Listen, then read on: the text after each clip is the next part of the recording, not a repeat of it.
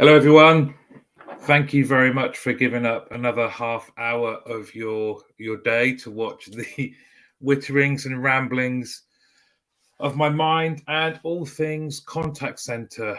Since the last two episodes, there's been a lot more interaction and people contacting me, asking for different things to be displayed or shown or get involved, and that is brilliant. So if you want to get involved, please do let me know. I will try and get better each time at driving this. It would be good to let me know where you're watching from and to say hello.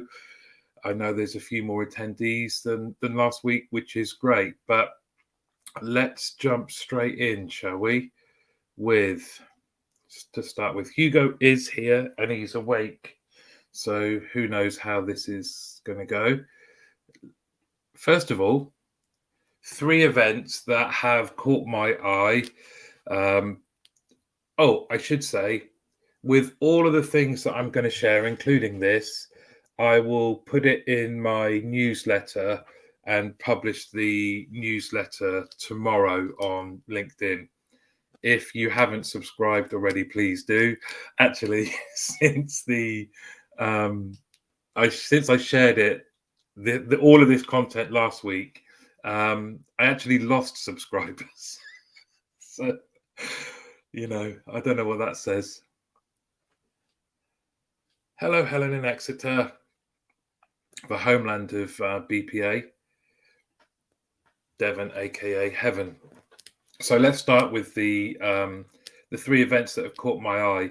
First one is from the forum. It is a free webinar on the 30th of June, and it's winning employee engagement in times of uncertainty. It's Ian Chappell from Centrical, I think, and Chris Rainsforth, the legendary Chris. And what a great topic. It is the economic crisis, everything coming out of COVID, all of these different things that are hitting our industry. Is affecting our frontline teams probably more than anyone. And at a time when we're struggling to attract talent and retain talent, then I think this looks like a really, really good webinar. Okay, I'm missing some comments. Hold on. Sorry, everybody. Hi, Isabel. Hello, all, particularly Hugo, Stratford upon Avon. Hi, Isabel. Oh, g'day, mate. Pete Dunn from the now not very sunny Sunderland. Hey, Mike, joining from Chelsea by the Sea. Oh, your settings mean I can't see who you are, though. Maybe you could just drop it in and let me know. Chelsea by the Sea. Sounds lovely. Marco, Cardiff, I think the last time we talked was at the awards, and Marco and SSC, the team there, did really, really well. So lovely city. As you know, my son's at uni there. Hi, Danny, Stoke-on-Trent. Morning, all. And Ruler. Hello, Ruler, all the way from Leeds.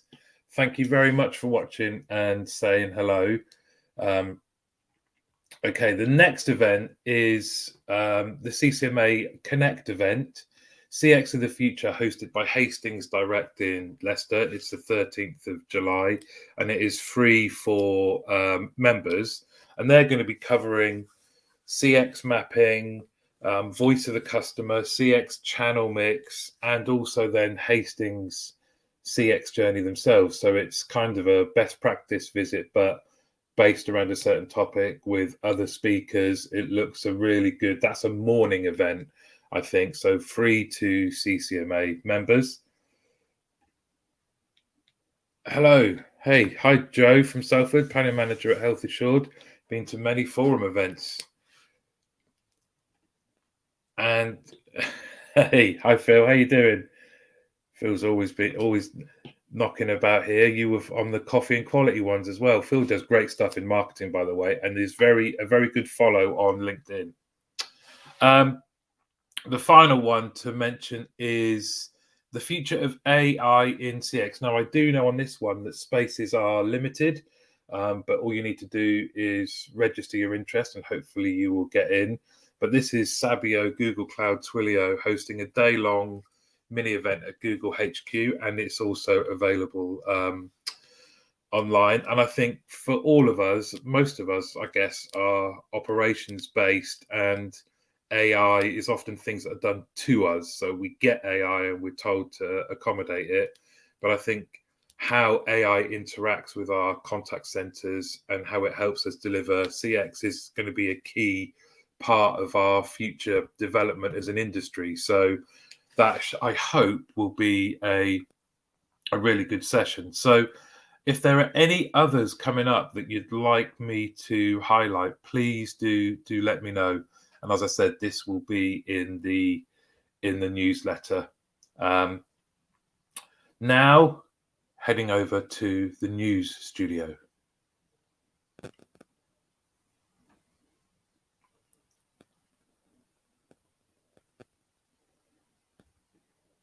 Hello, it's me again. I needed to add some proper news type music in there. So this is a report that was reported in a website called Workplace Insight, and it's been completed by the Duty of Care Gap company or organization, and they went out and surveyed hundreds of contact centres, and they have found that poor mental well-being costs the UK contact centre industry £1 billion each year. And that is sorry, just reading some other ones. Oh, sorry. And that is through sickness and also lost productivity. And again, I'll share the report. It has all the details.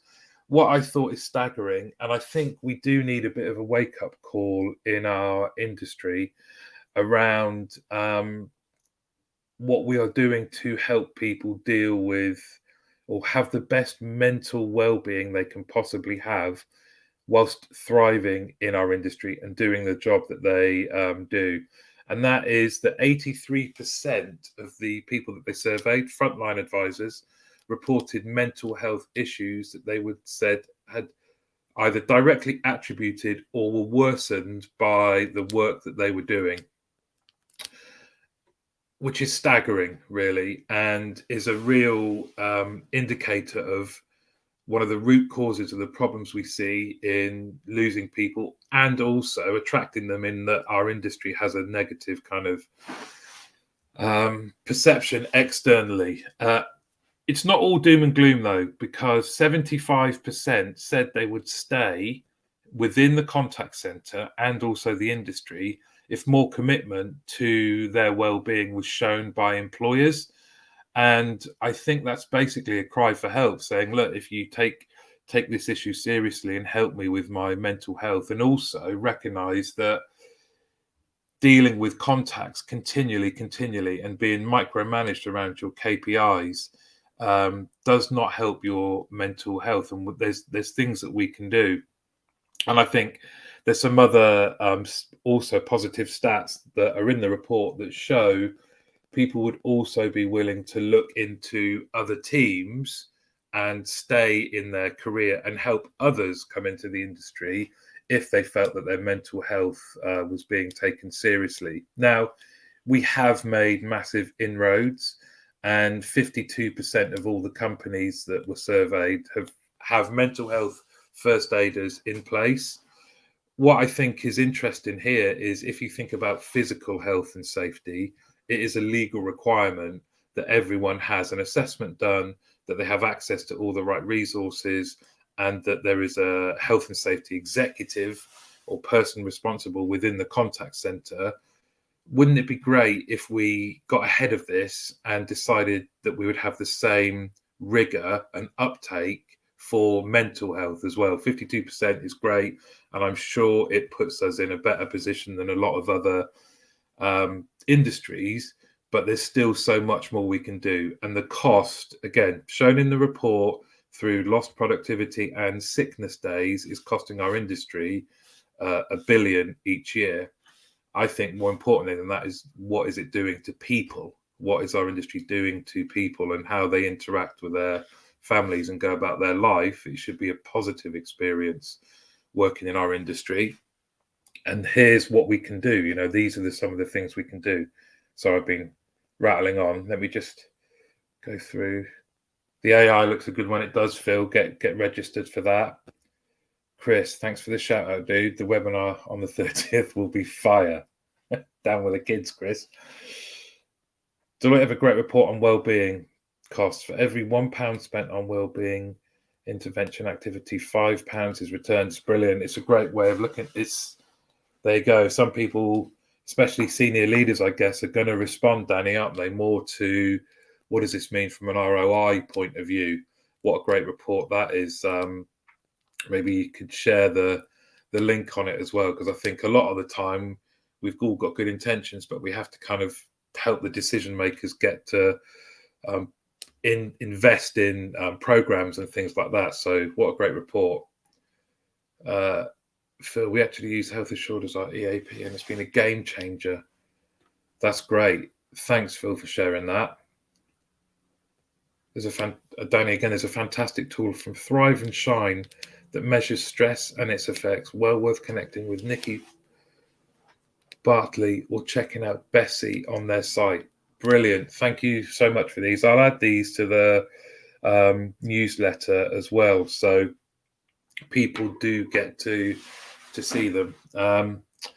And that is the news. I should have something like a light-hearted thing at the end, like a penguin on a skateboard or something like that. But please do, if you want to get involved, share some of your stories with me or shout outs. I've got Adam joining from Manchester. Hi, Adam. How you doing? Okay, now I've just wanted to get a bit serious. It's probably something that is being prevalent as a discussion point in your contact centres. It probably seems so far removed from what we're doing, but that is the decision by the Supreme Court to overturn Roe versus Wade. And one of the things we know from being in our contact centres is some of the issues that affect us in society, if you're not talking about them with your teams, or if you're not recognizing that they are big issues, your teams can feel disengaged. So I do think it is important to talk about these things. And often, as we know, what happens in the States tends to happen over here. So excuse me this digression.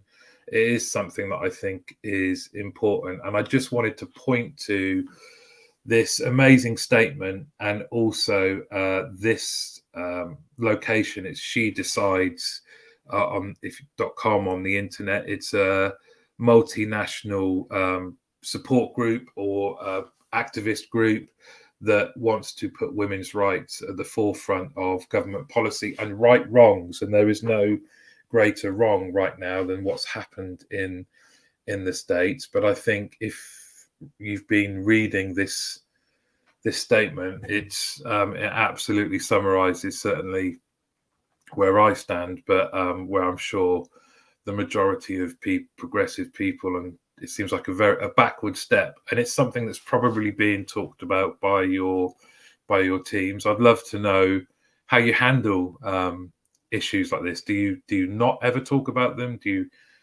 you have to find a fine line between a company statement or just having groups where you might talk about contentious issues? I know certainly where I work, BPA, with the whole Black Lives Matter movement, we had our president, who's based in the States, write to all of our team, offer support, clearly state where we stood on the side of things.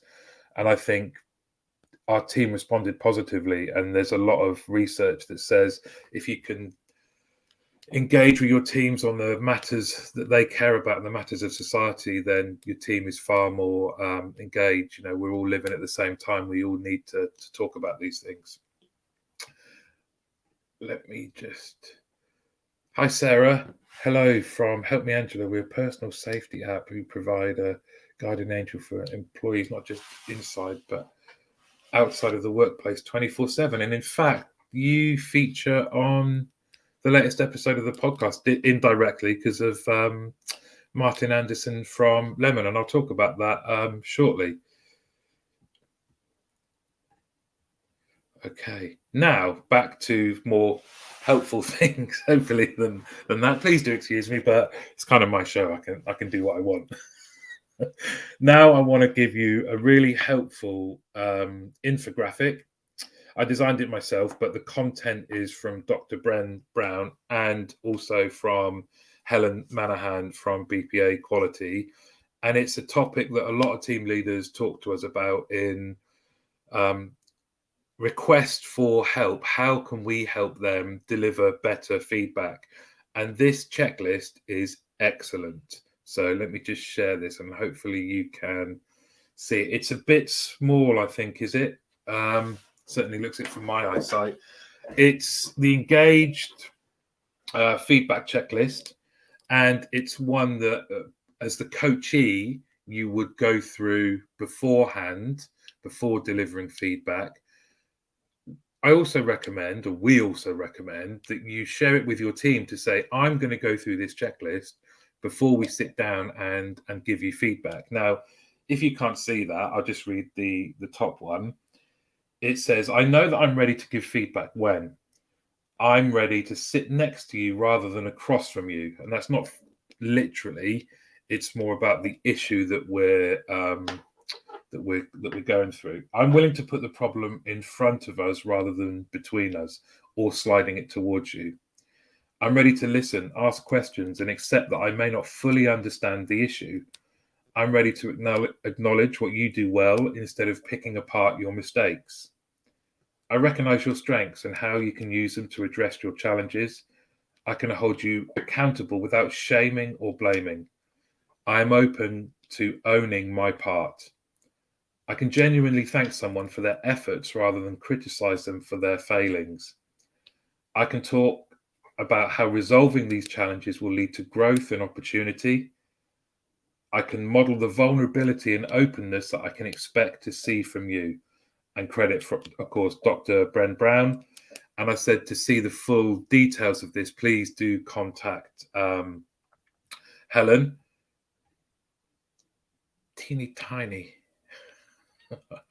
Some of these comments come in late, so I'm not sure what that relates to, Helen. But what do you use for helping your team leaders deliver feedback? Do you use something like this? Would a checklist like this be handy, or does it just lead to more questions? I certainly think if you share this with the people that you're going to be delivering feedback to, it lets them know very, very clearly where you're coming from, and that is from a place of love and support and openness, and that you're creating a safe space in order to have some sometimes challenging conversations, right, about feedback. But that is a little infographic that I've put together that I hope you like.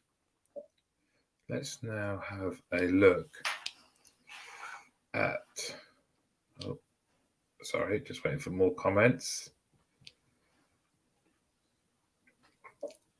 So, mentioned earlier, and Sarah, you're right, it was great. And that's not me bigging myself up. That is because of Martin Anderson, the co-founder and CEO of Lemon. If you haven't listened to it already, and I'm conscious that we kind of, I say we, me and Hugo, that we produce quite a lot of these episodes, and maybe if you're working through them methodically, it might take a bit of time to catch up. But this is a great one. I could have carried on talking to Martin for ages. We've maintained contact since.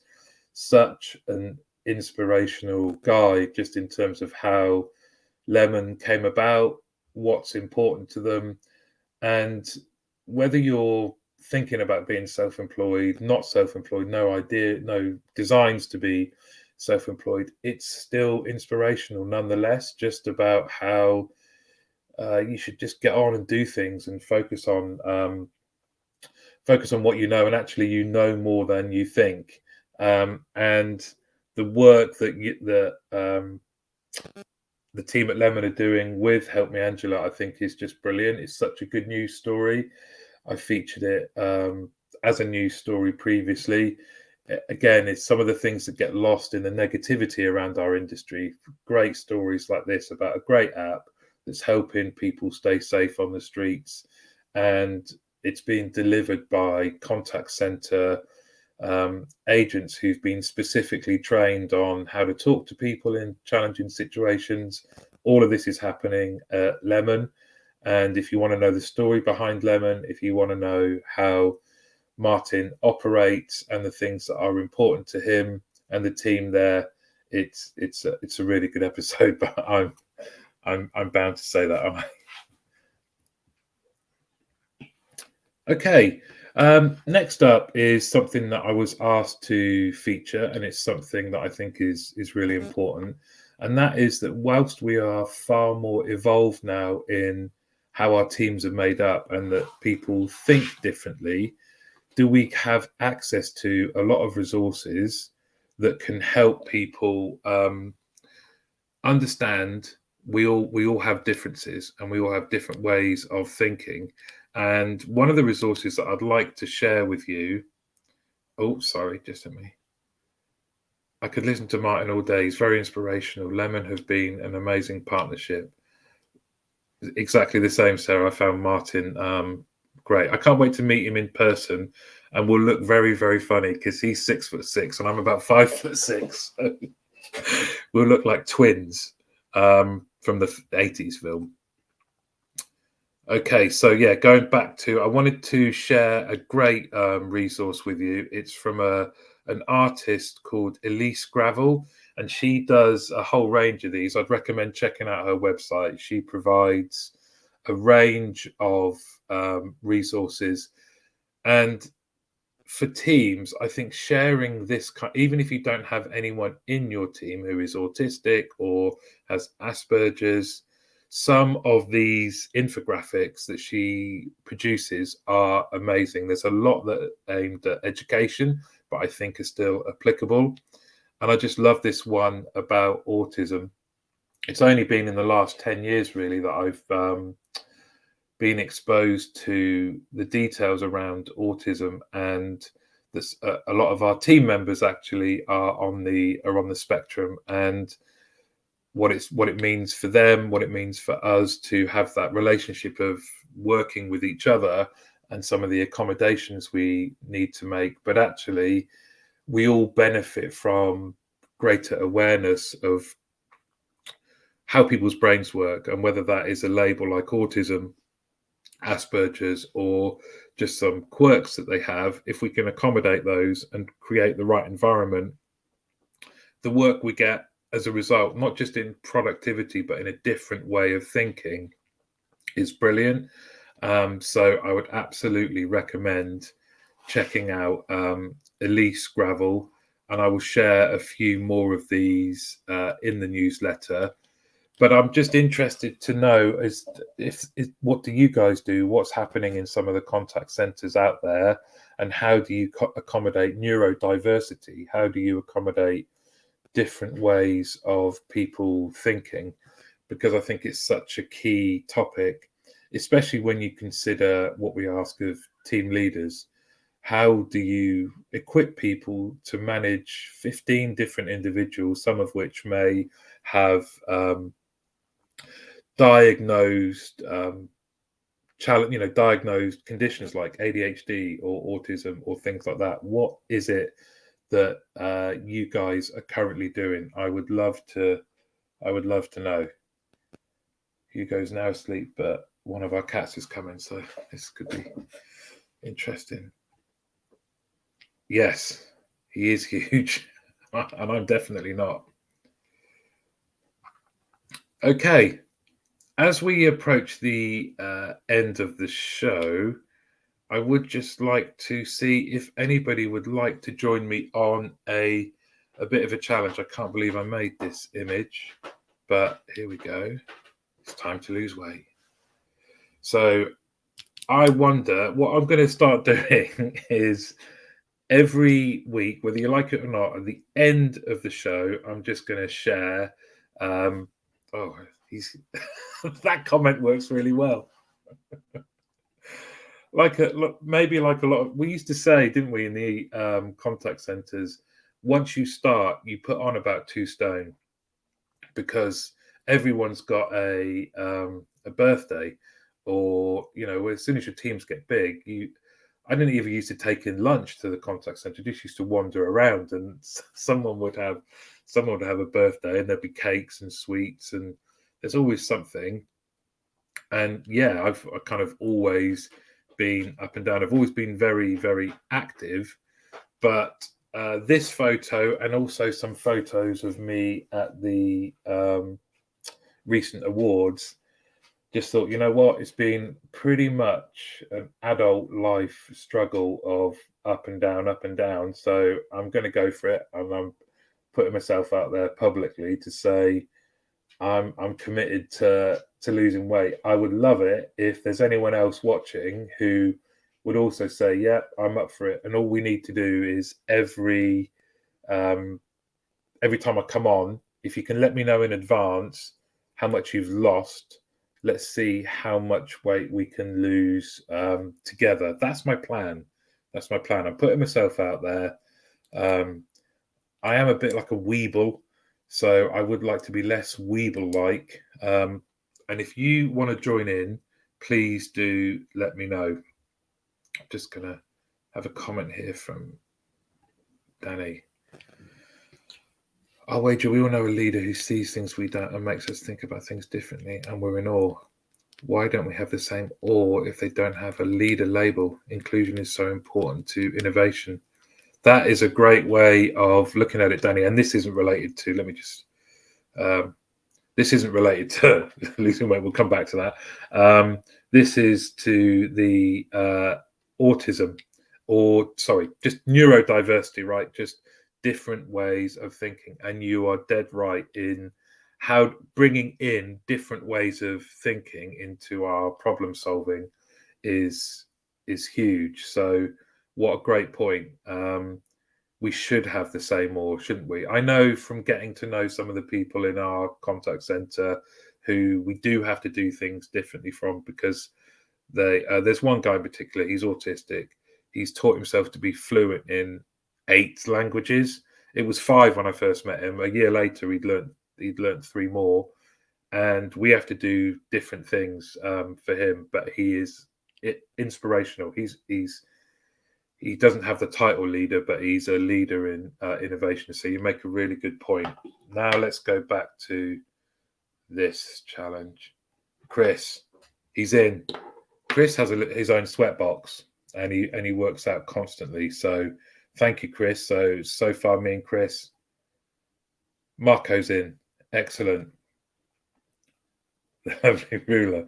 I'm 9 months pregnant, so in a few weeks I'm hoping to lose a lot. Is that cheating? Well, let's see what Helen says. That's cheating. That's allowed. You've earned carrot that way, fair and square. Okay. Richard, I'm sat in a contact centre today. Didn't bring in any lunch. Unexpected. I'll have to wonder to see what goodies are floating around a bit later. Too true. That was everyone talks about meal planning. That was it for me. I just used to think, right, it's got to be someone's birthday. I'm going to go around and help myself to their cake and sweets later on, especially on late shifts. Late shifts were murder. Marianne, good plan, losing weight, holding yourself accountable and be held accountable. Yes, I'm going for it. I'm not going to forget this section. And then the size of my blood pan and I have built amazing leg muscles. Well, for those of you that don't know, and you can listen to one of the episodes, Rula's on episode 78, I think, something like that. Yeah, check it out. She actually gave birth in the contact center, so I don't think anyone can beat that. Engage Homer Simpson voice. Cake. And good old Peter. I could stand to lose a few kg. Well, let's all do it together, shall we? For those of you that are interested, maybe you haven't made a public comment here, but you can message me, and I will start displaying how much we've lost. I won't put weights up, but please just let me know the amount of weight you've lost starting from today, measure yourself, weigh yourself next Tuesday, and we'll display it. Let's see how we can get on. Fox and Robson's flapjacks are the call centre equivalent of the teacher rolling out the PCR trolley. That's great. Some of them are now like, when you buy the box of 3, so there's mini shortbreads, mini gingerbread men, and mini flapjacks. That's it. I could hoover them up. So, yes, very true. Everybody, thank you so much for all of your input. It's been brilliant. I have to drop great show. Thank you very much. Take away on nights just because it makes working the shift feel so much better. Very, very true. I said like late shift, night shift, murder, absolute murder. Loved it, but definitely put on some kilograms. Thank you all very much for your interactions. As I said, everything I put in this will be in the newsletter. And other than that last section and the event section at the front and maybe the news, everything else I'm open for all of your input. So sharing tips, sharing topics that you want to talk about. And ideally, I'd like to get other people involved as well once I figure out how I can navigate it all. But thank you all very much. Thank you, Marianne. That's lovely of you to say. And thanks very much for joining. And see you next week, everybody.